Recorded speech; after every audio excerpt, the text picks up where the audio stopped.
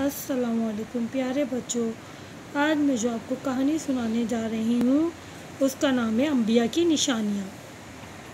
احمد اور سعید دو دوست تھے۔ احمد کراچی میں رہتا تھا اور سعید لاہور میں۔ ایک مرتبہ احمد نے اپنے دوست سعید کو کراچی آنے کی دعوت دی۔ سعید اس سے پہلے کبھی کراچی نہیں آیا تھا، اس لیے جب وہ ٹرین کے ذریعے کراچی پہنچا تو بڑا پریشان ہوا۔ اسٹیشن پہنچ کر اس کی سمجھ میں کچھ نہیں آ رہا تھا کہ وہ کہاں جائے۔ کراچی اس کے لیے نئی جگہ تھی۔ احمد کے گھر کا راستہ بتانے والا بھی کوئی نہیں تھا۔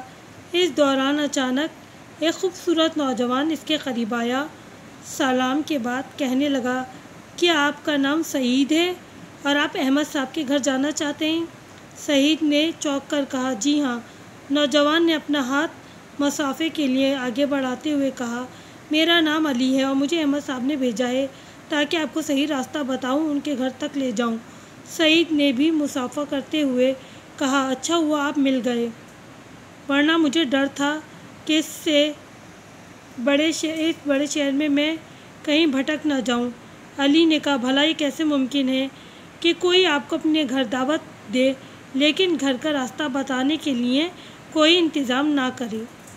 سعید ایک ذہین اور ہوشیار لڑکا تھا، اس لیے اس نے علی سے پوچھا، کیا آپ کے پاس کوئی نشانی بھی ہے جس سے مجھے یقین ہو جائے کہ آپ کو احمد ہی نے بھیجا ہے؟